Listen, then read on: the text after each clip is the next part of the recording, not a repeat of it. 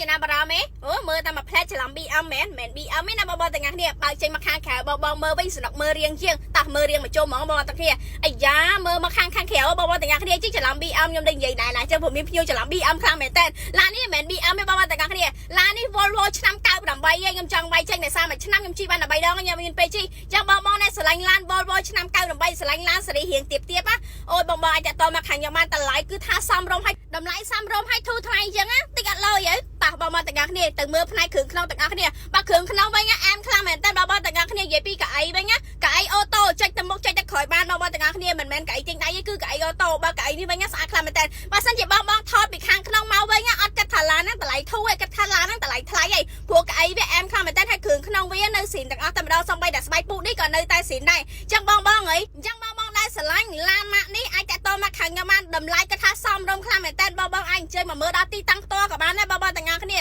អូយបងឡានសេរីទៀតប៉ាត់មែនតែបើនិយាយពីរឿងទំនើបវិញណាគឺគាត់ទំនើបដែរបងទាំងអស់គ្នាបងអើយពេលដែលខ្ញុំចូលថតនេះណាខ្ញុំមានបានរើអីចាញ់ទេដោយសារឡាននេះຕົកឆាខ្ញុំអត់ដែរជិះទេយ៉ាងមួយឆ្នាំយ៉ាងច្រើនខ្ញុំជិះបានតែ3ដងឯងបងទាំងអស់គ្នាអញ្ចឹងហើយបាទខ្ញុំចង់វាយចេញហ្នឹងបងណាអូយបងអើយស្អាតខ្លាំងមែនតើឡាននេះអញ្ចឹងបងមានតម្រូវការមានចំណាប់អារម្មណ៍អាចតាក់ទងចូលលេខ Telegram ក៏ឆាតចូល Page បានខ្ញុំដាក់លេខ Telegram នៅខាងក្រោមនេះបងទាំងអស់គ្នានិយាយពីតម្លៃវិញគឺថាធូរខ្លាំងមែនតើចង់ដឹងថាតម្លៃប្រហែល